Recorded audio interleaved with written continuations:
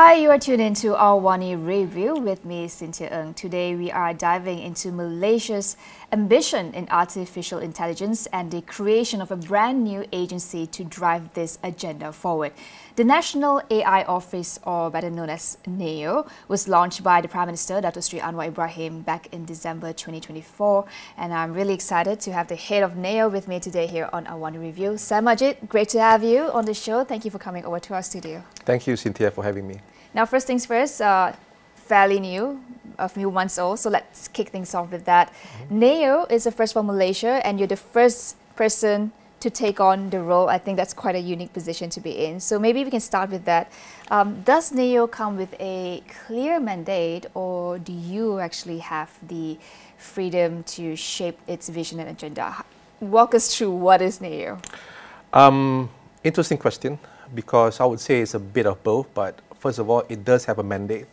When the government gave the mandate back in August for NAO to be set up, it put down about 7 different things that we should be doing. For example, the AI blueprint for the country, 2026 to 2030, more use cases, more data sets, some regulatory framework for the country, and also many more things of AI.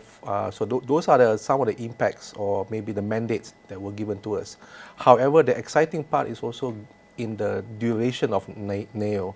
NAO is a 12 months incubation startup exercise.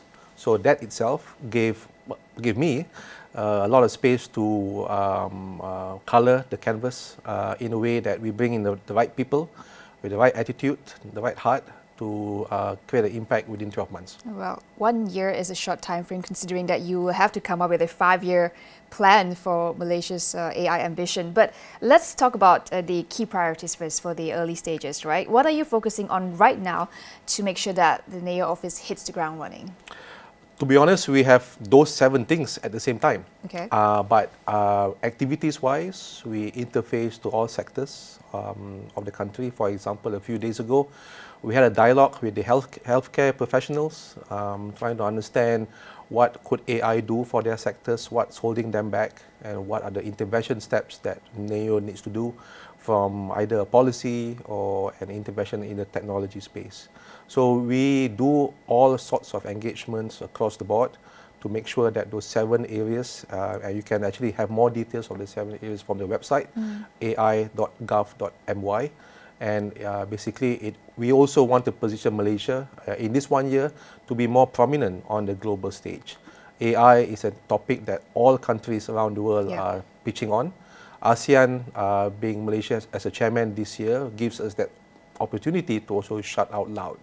So today, or this week, for example, our Minister Gobind, is participating in an ASEAN Digital Minister Summit in Bangkok. And over there, we're also shouting out about NAO and about what AI is for the country. Okay, all right. So I just want to go back to what we have done so far, right? So you have this big master plan, 2026 through 2030. We'll get to that a bit later. But prior to this, I understand that there was an AI intelligence roadmap that was up till 2025. Yeah. So I just like to get a sense of when you're charting this new direction for Malaysia, would it be an extension of that, or will it be completely something new completely, given the rapid pace of AI progress, right? So I just want to get a sense of how would you define Malaysia's AI ambition moving forward? Yeah, so perhaps we can start off from the beginning of AI in 1965. It was actually back then, but it was more in the academia space where you needed mainframes and supercomputers. But these days, those computing capabilities are now in your hands, in your phone, in your laptops. So now AI is in front of you, not just to the selected few. Mostly, back in 2021, started to chart out a 5-year vision on what AI could be for the country. So that basically expires this year. But we see in the last 5 years, the change of AI is like tremendously fast. For example, the last 2 years when Gen AI came into the picture, ChatGPT is the popular one, that basically blew everybody away. So there's been that huge leapfrog of incremental evolution out of that. So by having the next evolution, a version 2 of the blueprint 2020 to 2030, we try to forecast how AI will be for the country, how Malaysia should benefit, where are the areas of opportunities, what sort of risks we might be seeing, what sort of controls and safeguards should we be putting down, and do we have talent, do we have the economy and the ecosystem. So by having a blueprint like this, it gives confidence to investors. It gives a bit of a map of the land on where do I play if I want to go into AI space. It gives confidence to policy makers on how do we safeguard the country. And 5 years is a fairly long time in the world of AI. So let's see how this thing goes. But let's dive deeper. Well, what does AI adoption really mean for Malaysia, right? So you've mentioned that we've attracted some kind of some good investments, on AI, on data, cloud services, infrastructure. In the past year, we've had billions of dollars coming into Malaysia, right? That is certainly a good start. But I think the bigger question is, in your opinion, within the AI supply chain, you have the creators, you have the tech, and then you have the users, and plenty more, right? So where do you see Malaysia's opportunities? Where do you think Malaysia has the most potential to lead? So at the very least, with all this availability of AI and upskilling that's happening everywhere, we are going to be 100% an AI consumer nation, at the very least. However, we shouldn't be just a consumer nation. We should invest and have a blueprint on how do we be a producer nation. How do we produce our own things rather than just consume. So having the capacity for AI in our backyard, as in all the data center investment, which is about generally 90 billion in the last 3 years, which is a huge amount, that's a good thing because we have connectivity and we have the compute capability. But now what we have to do is to bring it to the faces and into the homes and into the enterprises for them to see that AI is here to stay. They can use it to change their lives. They can use it to solve problems that never been solved before. So that attitude and the heart to bring in modernization that AI can give, that's where our next opportunity is going to be. So we see a lot of local startups and local industries all stepping up, but we need a lot more of that, especially when, like I said earlier, the capability is now, the capacity in particular is now in our backyard. Malaysia has one of the largest concentration of GPU in ASEAN, and we should be leveraging it not only to satisfy Malaysia ecosystem, but maybe to develop something in Malaysia in an AI language or in an AI fashion, but it's to serve the world. Okay, so you've hit the ground running, speaking to industries. You mentioned healthcare, what is one of the example. I think if you really look at AI, right, so there are challenges of, first of all, bringing AI up to scale, to the masses. But at the same time, every industry has specific risk factor when it comes to AI. You have defense, you have your semicon, you have healthcare, as you mentioned, right? So how do you see the job of NEO trying to facilitate that, to bring up the scale at the same time, narrow it into each industries? Yeah, so NEO plays a very unique role, and for every country there is one of NEO. In Singapore, it's called AI Singapore. And in every other country that's looking into AI, they develop something like a NEO within it. And why is this happening? Because NEO plays a part like how you drive your car and you have two pedals at your feet. One is to accelerate, to go faster. So NEO plays that part. We go and make sure that if there's no AI there, let's make sure AI is in there so that it can solve problems. The other pedal is the brake pedal, to slow down, to put safeguards, to control the vehicle. And as you rightly understand, when you drive a car without brakes, you don't want to go fast.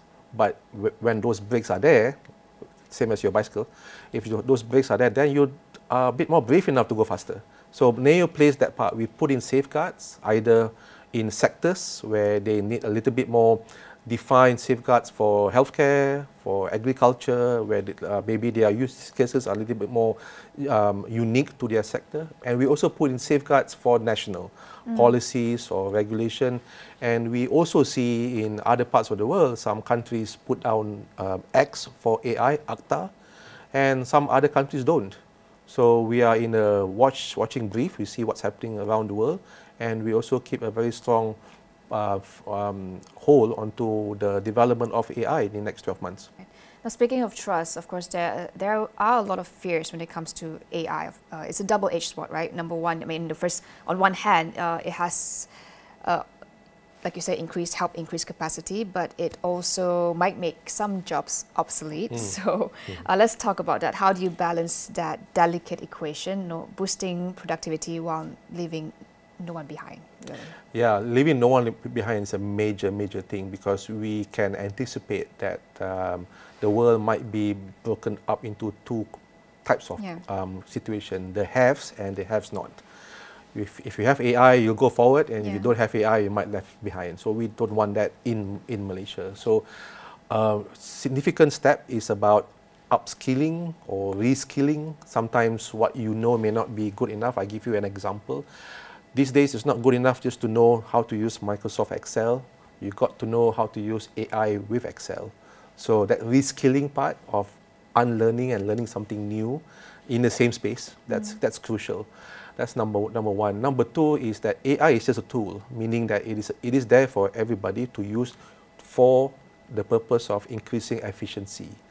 AI automates jobs, so therefore those who are in the low value job, please realize that you should learn new skills over time, and these learnings are available everywhere, and most of them are free.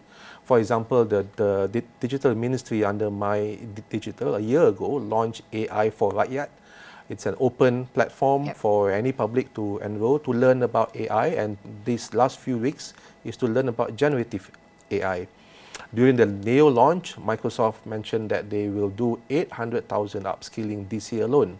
So there's all sorts of free programs happening nationwide to help people move forward. Reskilling is such a buzzword, right? But AI tech, it moves at such a rapid pace, and I'm just wondering, can we really retrain our workforce fast enough, to keep up with the pace of progress and the changes that's happening? In your opinion? Yeah, I always emphasize that don't sell the feature, sell the benefit.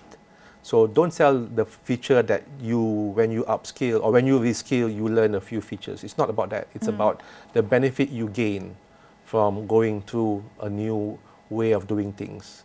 Reskilling is about getting more efficiency. Your value becomes higher.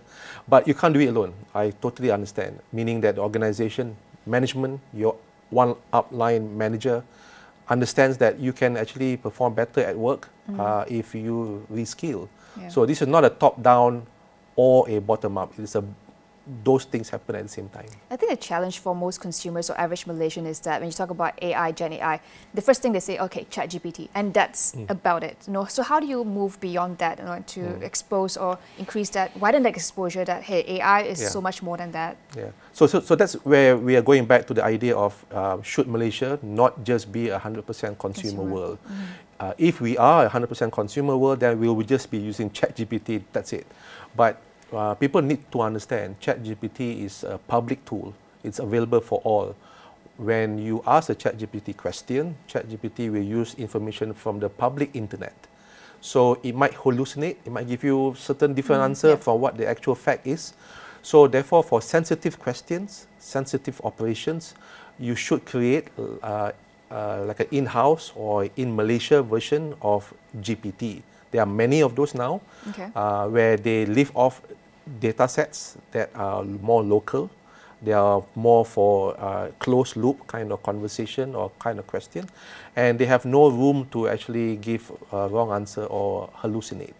So that particular ecosystem will push Malaysia to not just be a consumer but also to be a producer. We'll start to think about how do we develop new local models, how do we have new data sets that's not been there, but today we should, because we have very unique AI use cases.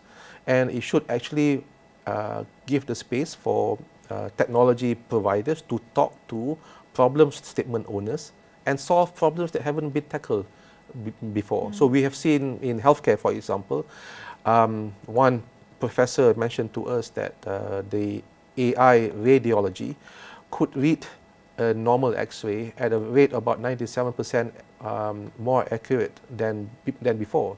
So that level of accuracy, repeatability, and it doesn't sleep or get tired, Those are things that that will bring up your efficiency at work, which will yield higher revenue, and each employee will then be of higher standing in their careers. Okay, all right. Now I want to talk a bit more about talent, because AI is evolving so fast and many countries are actually struggling to get talent, right? So for Malaysia to not just be consumers, to be producers, to take charge in AI, where does our current talent pool stand when it comes to AI, and where do you see are the gaps that needs addressing quite immediately?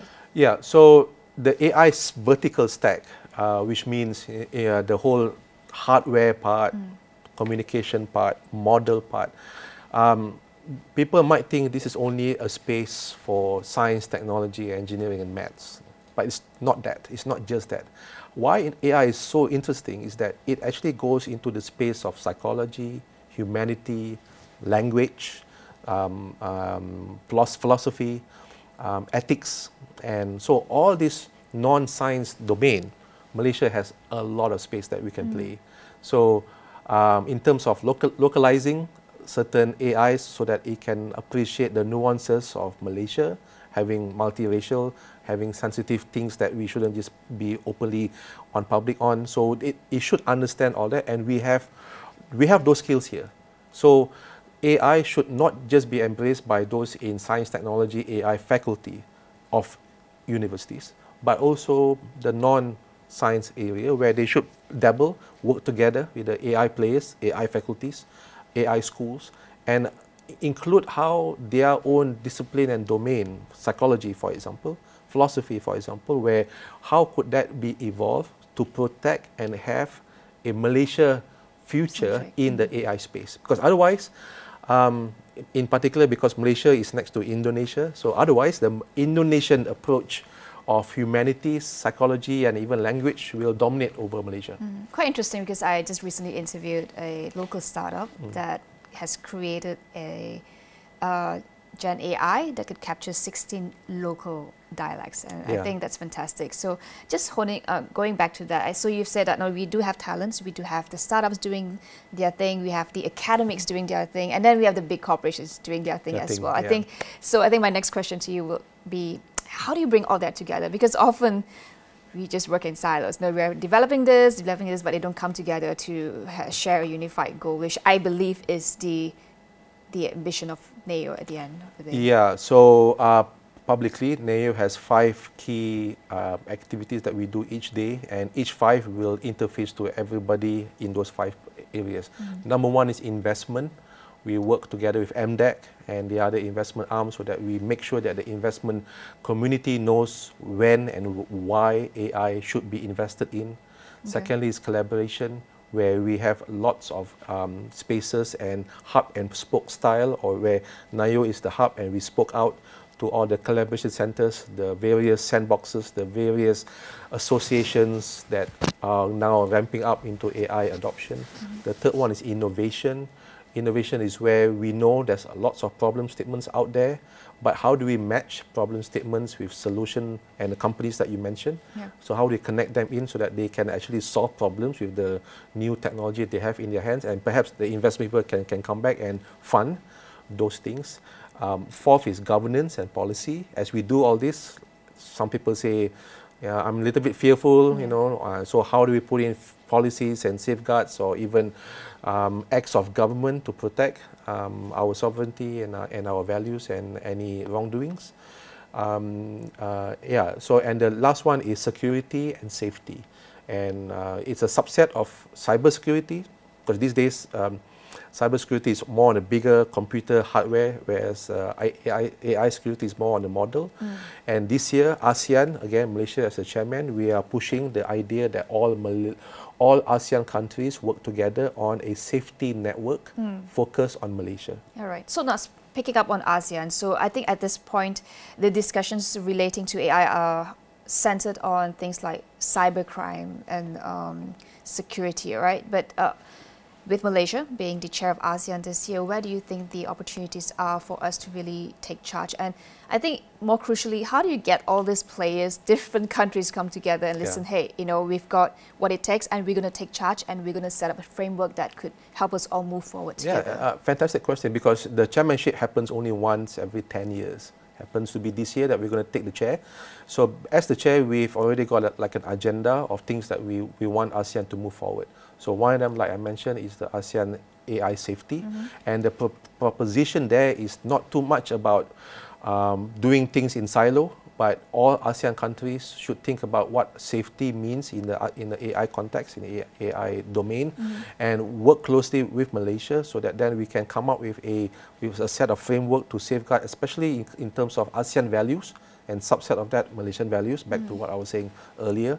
And this collaboration at least is not in silo where every country do their own safety on their own. We kind of share our thoughts and our angle and be close to each other in terms of AI development. Every country has got its own angle when it comes to how they want to do AI. Vietnam, for example, is heavily into startups, but Singapore is heavily into what the government wants. So we are in between, and this year we can shape that narrative, but the focus is more on safety. Okay. Besides safety, there's one thing I think that is equally crucial is AI ethics, which kind of relates to safety. You know, there are many things to balance. There's national security, as you mentioned, public interest, and then security, data security, human rights, even. Where does NEO play in navigating this? What do you think the role would be in upholding all this? Yeah, so to those that are uninitiated, they might see that the landscape has full of documents. But as a matter of fact, we don't have enough. So, for example, when MOSTI started off doing their 2021 to 2025 blueprint, that's one document, fine.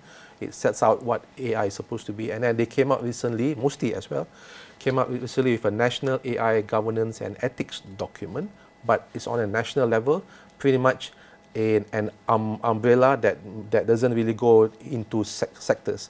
Each sector has started to move on what would be the ethics and governance for respective sectors. So we've seen the communication sector starting to actually do it.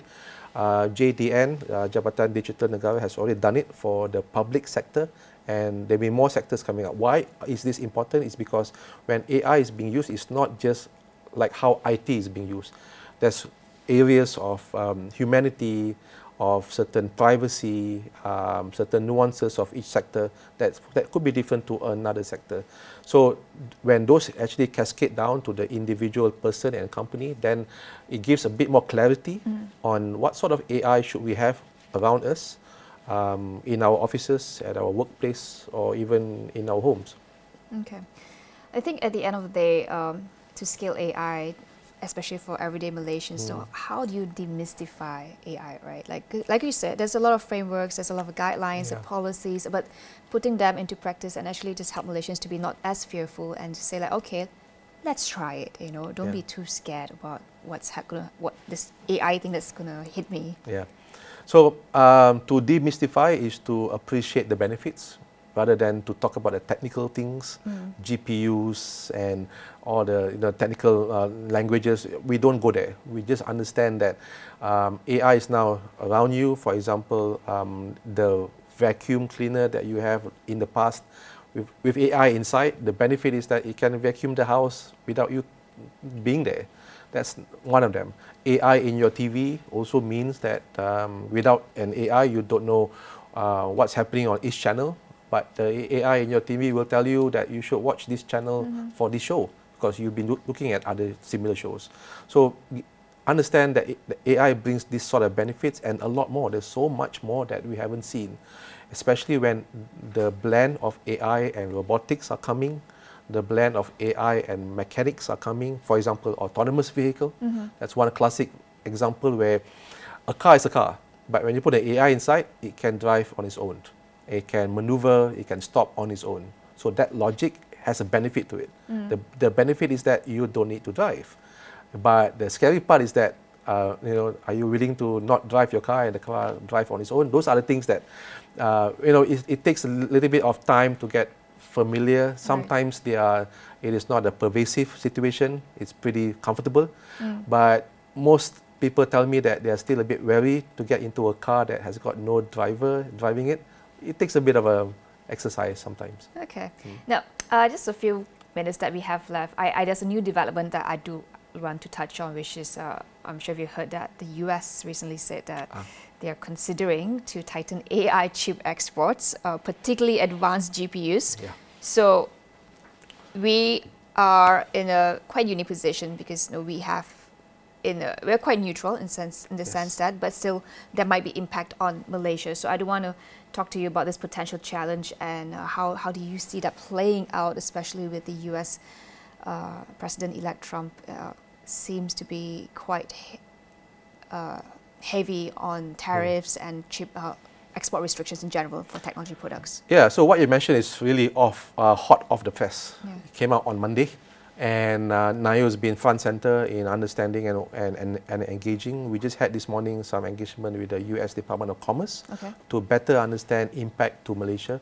So for now, we understand that the impact is minimal, but the objective of that particular AI diffusion rule is what they call it, is to make sure that USA understands where the AI compute focus is happening around the world, and how do we protect the misuse of AI when it comes to weapons, when it comes to human rights, and when it comes to diversion, meaning that you're supposed to use it for A, but you end up using it for B. So that's the reason why USA put this down. But to Malaysia, we don't see a significant impact. It would be minimal for now because a lot of our players are not hitting the threshold that the new act or new rule is saying. Once you hit some sort of a threshold in terms of quantum of GPUs or the total GPU compute capacity, then you need to comply to those new rules. But eventually, as we ramp up production of advanced GPUs, that's our ambition, part of our ambition as well, right? So how do you think that will play out? So this is where the other topic of sovereignty comes in, where we should be in a position, moving towards a position of 100%, towards the position of a producer in AI. May not be 100%, but once we get there, then we will learn how to localize things, how to make things on our own, how to not rely on everything 100% imported. So that takes baby steps. GPU might be an expensive exercise to localize, but we've seen options coming from other parts of the world. We've seen models that sits on the GPUs coming from other parts of the world.